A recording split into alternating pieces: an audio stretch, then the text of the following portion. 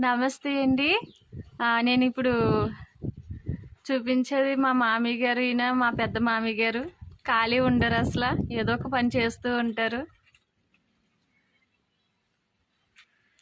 ఇప్పుడు ఈ వీడియో ఎందుకంటే నేను ఒకటి చూపిస్తాను మీకు.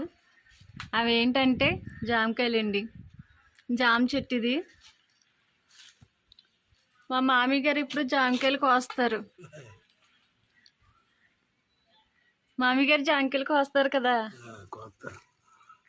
ఎలా కోస్తారు? మామయ్య గారు నేను కరతేస్తాను, మీరు జామకాయలు కోసండి. ఇప్పుడు నేనైతే కరిస్తున్నాను, మా మామయ్య గారికి జామకాయలు కోస్తారు. మా మామయ్య గారు ఇప్పుడు జామకాయలు కోస్తున్నారండి. చూడండి ఎంత బాగున్నాయో.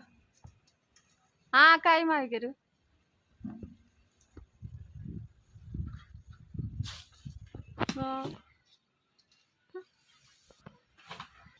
అవే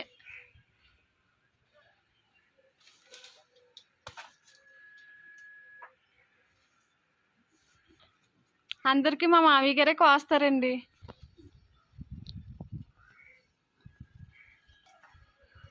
జాంకాయలు కొయ్యాలంటే దానికి ఒక చిన్న కర్ర ఒకటి కడితే బాగా వస్తాయని అంటున్నారండి. కొయ్యడానికి వీలవుతుంది అని అంటున్నారు ఆయన. పెద్దవాళ్ళేనండి.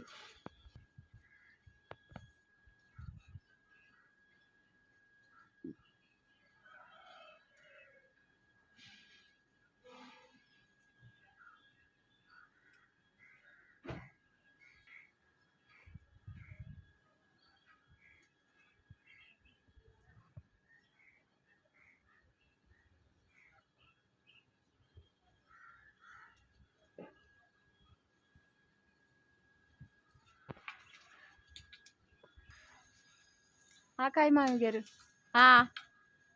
లాగని.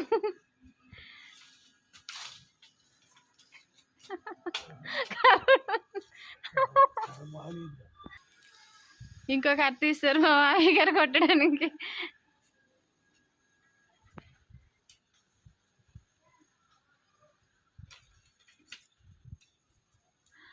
ఆ కాయ చాలా బాగుంది.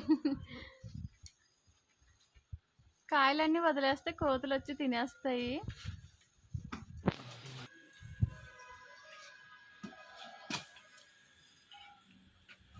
ఇంకా పైన ఉన్నాయి జాంకాయలు.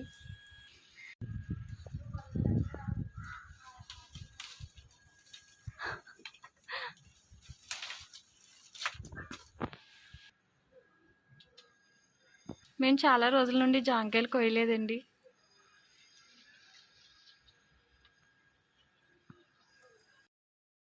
అవుట్ సైడ్ పడిపోయినాయండి జాంకాయలు ఎక్కువ. మా మామయ్య గారు ఇప్పుడు గేటు గోడ దూకుతారు అనుకుంటా. మామయ్య గారు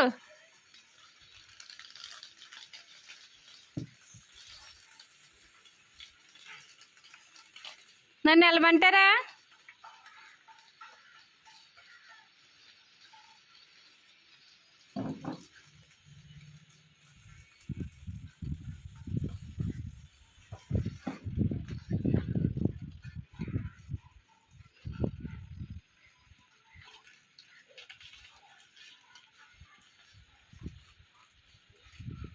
పెద్దవాళ్ళు చూపించే ప్రేమలో ఇంకెవరూ చూపించలేరండి.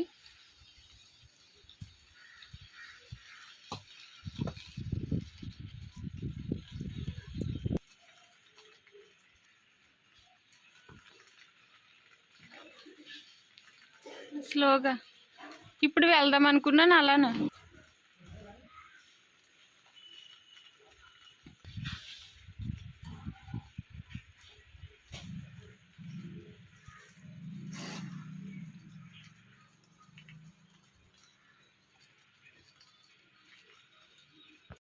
మా ఇంటి ముందు ఉన్న జామ చెట్టు అండి.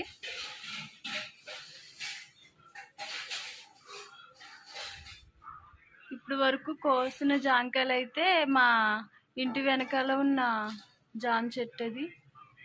చూసారా, చాలా చల్లగా ఉంటుందండి. ఈ జామ చెట్టేనండి ఇప్పుడు వరకు కోసిన కాయలన్నీ ఈ జామ చెట్టు నుండే కోసాము. ఇక చాలా కాయలు అయితే కోసారు అయినా. ఇప్పుడైతే నేను పైకి వెళ్తున్నాను. జామ చెట్టు పైన కాయలు కొయ్యొచ్చు.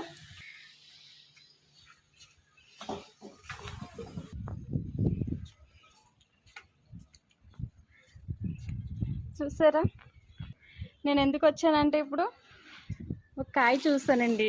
అది వీడియో పెట్టాలని అనుకున్నాను. చూసారా నా చేతితోనే నేను కోస్తాను.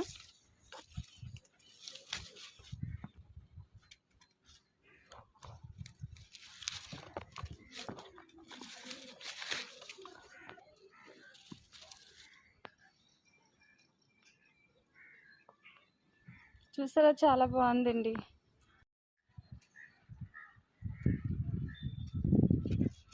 ఇవైతే చిలుకలు తినేస్తున్నాయండి. అంటే మనకి చెట్టు ఉంది, ఇన్ని కాయలు ఉన్నాయి, కానీ అన్ని కాయలు కొయ్యకుండా కొన్ని అయితే పక్షులకు ఉంచాలి.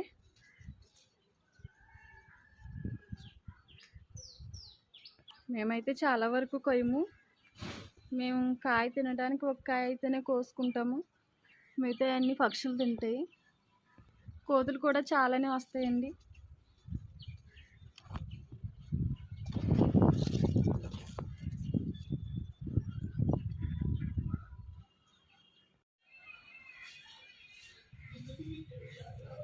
చాలా బాగున్నాయండి జాంకాయలు.